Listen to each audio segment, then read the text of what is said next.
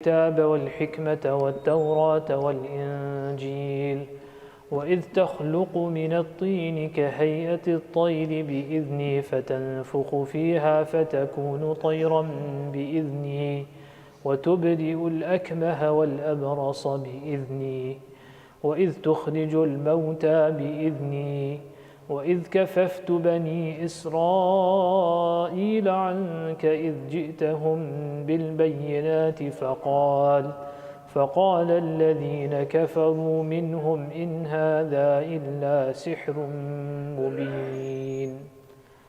صدق الله العظيم. In the previous ayah, we read يوم يجمع الله الرسل, the ayah. Allah subhanahu wa ta'ala, where He mentions that at the Yawm al-Qiyamah, the Anbiya alayhi salatu, the messengers of Allah ta'ala, they will also be gathered and they will also be asked how their and how their nations answered. So now one specific incident or one specific Nabi whose dialogue, if you want to call it, with Allah subhanahu wa ta'ala, what Allah subhanahu wa ta'ala will ask and tell this Rasul of Allah subhanahu wa ta'ala, that is being mentioned. And who is that? That is Nabi Isa alayhi salatu wasalam. Mufassirun mentioned that the relevance of specifically mentioning Isa alayhi salatu wasalam is because there are two, you can say, two religions of the Banu Israel which came about because of him. Not because of him, or rather who he dealt with. Yani one, the Yahud, and the other, those who believed in him, yani the Nasara. At that time, that was the deen haqq, so that was accepted from them.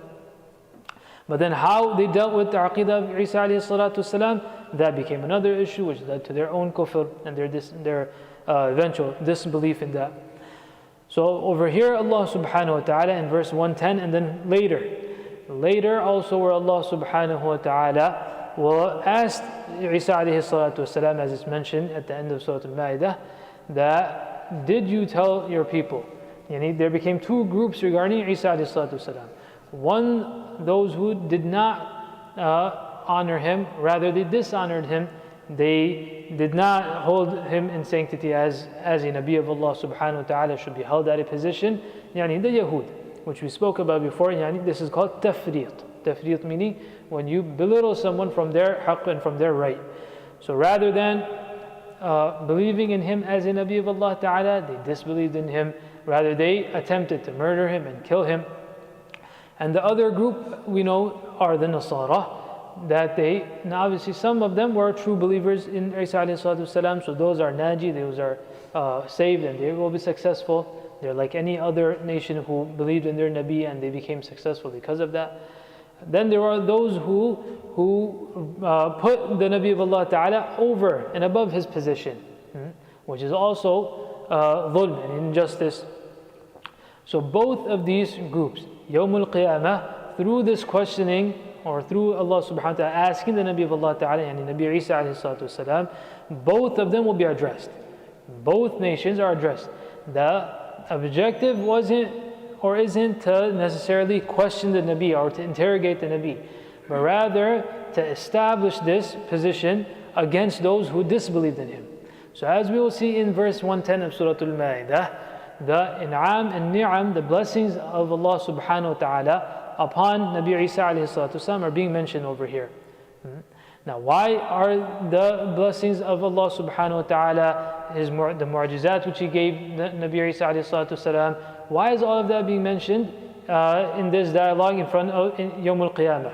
Yani to show to those who disbelieved in him that this being such a great Nabi of Allah Ta'ala who was given so many mu'jizat, Allah subhanahu wa ta'ala's nusra, his assistance, every step of the way was with him. Meaning it was so bright and clear that he is the Nabi of Allah Ta'ala and that you were supposed to believe in him. Despite that, you did not believe in him. What great injustice can there be? Can there be a greater injustice than this? So that is the idea. It's not to interrogate the Nabi, na'udhu billah, Yawm al-Qiyamah. Obviously Allah subhanahu wa ta'ala knows that Nabi Isa alayhi didn't tell people that or did not shrink in his propagation in calling towards Allah subhanahu wa ta'ala, nor did he tell people that take me as your ilah, as your God. So the idea of asking the Nabi of Allah Ta'ala is to establish this hujjah, this proof against those that did not believe in him, or those who put him above the position that he is supposed to have. So إِذْ قَالَ اللَّهُ يَا عِيسَى ibn Maryam, when Allah subhanahu wa ta'ala will say at the day of judgment, when Allah subhanahu wa ta'ala will tell Isa alayhi salatu wasalam. Over here, إِذْ قَال normally in Arabic is used for the past.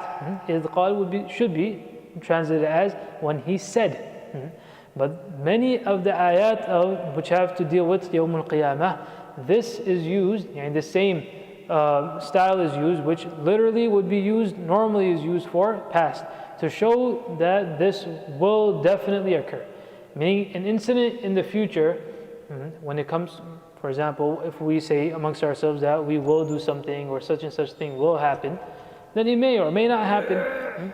In people's dialogue, in people's conversation, when we use the future tense, that something will happen, then it may or it may not occur. But if we're talking about the past, then there is no doubt that it did occur. The past tense, there is no doubt in it occurring. So the ahwal of Yawm al-Qiyamah, the Quran al-Kareem often uses this ta'bir, this expression, to show the definitiveness of the issue. Don't think that it may not occur, Yawm al-Qiyamah may happen, this may not. No. إِذْ قَال, as if it's there. It's happened already. إِذْ قَالَ اللَّهُ يَا عِيسَى ibn Maryam اذْكُرْ نِعْمَتِي عَلَيْكَ وَعَلَى وَالِدَتِكَ, that remember my ni'mah, my blessing, upon you and your mother. Now again, one is, but obviously by remembering the ni'am, there is taladdud and goodness in that as well. But the main idea being that establishing all of these ni'mah of Allah subhanahu wa ta'ala upon the Rasul, that he is supported by Allah subhanahu wa ta'ala, that he is sent from Allah subhanahu wa ta'ala. That my blessing upon you and your mother.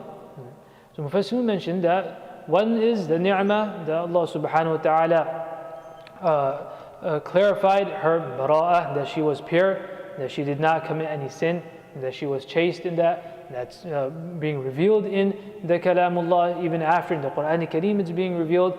And Allah subhanahu wa ta'ala through Nabi Isa alayhi salatu wasalam, through this mu'jiza, clarifies that Maryam alayhi salatu wasalam, she is bari and she is free from all the accusations that are against her. That's a great ni'mah from Allah subhanahu wa ta'ala.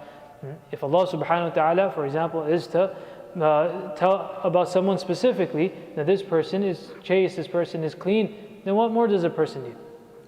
That is one ni'mah upon her directly. The indirect ni'mah is that Allah subhanahu wa ta'ala gave her such a blessed baby. Isa alayhi salatu wasalam. Every mother, her wish and desire is what? That my child is the best.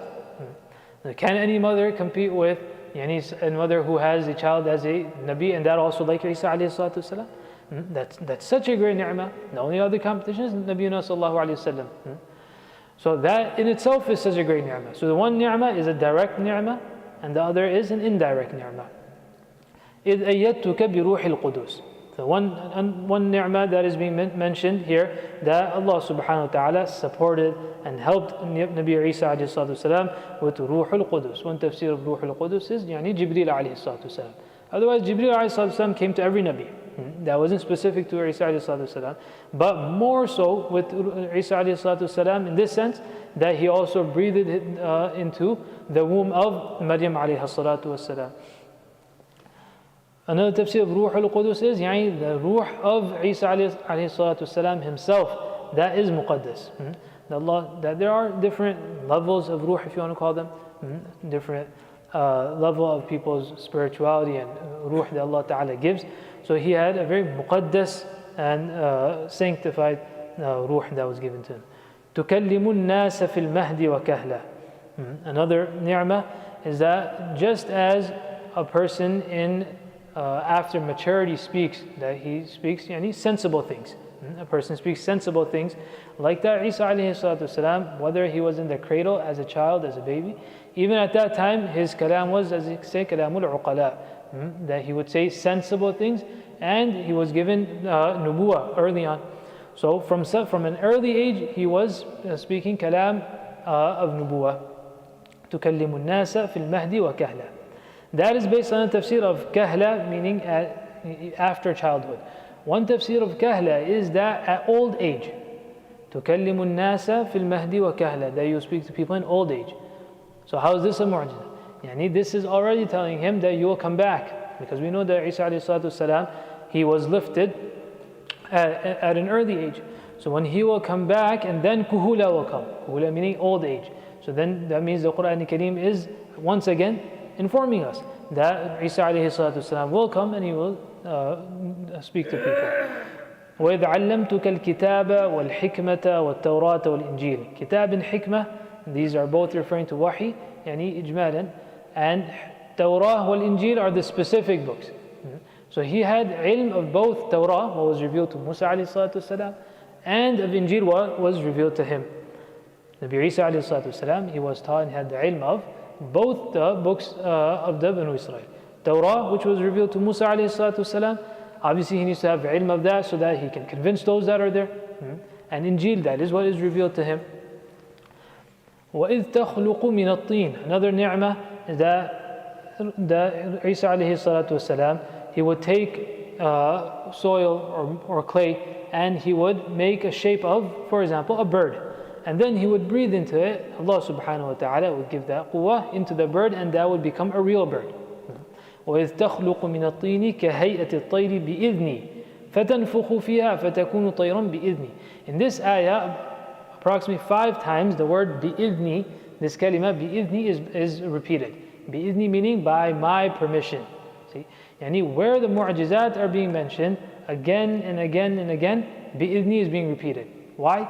Because these became the same things which led to the misunderstanding of those who became astray. And the Nasara, they said that, oh, he can do all of this, he must be God.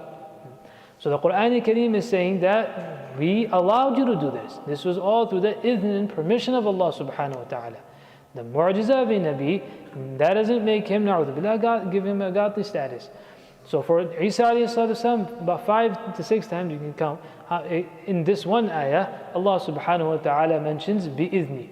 With each portion, إِذْ تَخْلُقُ مِنَ الطِّينِ كَهَيْئَةِ الطَّيْرِ بِإِذْنِي That you would create from soil, from clay, the form of a bird, by my permission, فَتَنْفُخُ فِيهَا فَتَكُونُ طَيْرًا بِإِذْنِي When he would breathe into it, this would, by Allah's permission, give it life. وَتُبْرِئُ الْأَكْمَهَ وَالْأَبْرَصَ بِإِذْنِي Another mu'jiza, that those people who had such a sickness or such defects which are considered to be uncurable, that you cannot cure. For example, someone is born blind, or those who were leper, especially at that time, they had no cure for it. There was no known cure for it. So Isa alayhi salatu wasalam, Allah Ta'ala had given him this mu'jiza, that he would give them this cure. Now again, some would say that, oh, such a remarkable feat, that must mean that this is God. وَتُبْرِئُ الْأَكْمَهَ وَالْأَبْرَصَ Again, بِإِذْنِي, with my permission. وَإِذْ تُخْرِجُ الْمَوْتَى بِإِذْنِي That Isa alayhi salatu wasalam, he would go to the dead and he would be able to resurrect them and call them up, and they would say words, and they would speak to people as if they've never died, and then they would be returned once again. وَإِذْ تُخْرِجُ الْمَوْتَى بِإِذْنِي وَإِذْ كَفَفْنَا Now all of these are what? These are mu'jizat. These are mu'jizat, so people believe in the Nabi of Allah Ta'ala. Na'udhu billah, this wasn't for just fun, that he would just walk around, resurrect whoever he wants, put him back. No. As a clear testimony from Allah Subhanahu wa Ta'ala that this is the Nabi of Allah Ta'ala. Despite that, the Yahud, they did not believe in him. وَإِذْ كَفَفْتُ بَنِي إِسْرَائِيلَ عَنْكَ إِذْ جِئْتَهُمْ بِالْبَيِّنَاتِ When you brought such clear signs to them, what they did is that the only way we can deal with this issue is what? They get rid of it. Get rid of the Nabi of Allah. Just as they had killed Zakaria alayhi salatu wasalam before that, for example. So Allah subhanahu wa ta'ala protected Nabi Isa alayhi salatu wasalam, and as we know that he lifted him into the heavens. فَقَالَ الَّذِينَ كَفَرُوا مِنْهُمْ إِنْ هَذَا إِلَّا سِحْرٌ مُبِينٌ How did they convince themselves, and how did they lead others astray? They used the famous line that this is just sihr. This is magic. All of this is magic. In hada illa sihrun mubin. So this is what they said, and Allah subhanahu wa ta'ala, now these ayat, as we said, it's mentioning what will happen, what will occur yawm al-qiyamah. That Allah subhanahu wa ta'ala will ask all of this to the Nabi, and he will tell him that, remember these ni'am. So those who disbelieved in him, they will see this. That yes, we were supposed to believe in such clear mu'jizat, but we did not. Hence our retribution and what will happen to us is also very clear. Make dua that Allah Ta'ala gives us understanding of the Quran Kareem.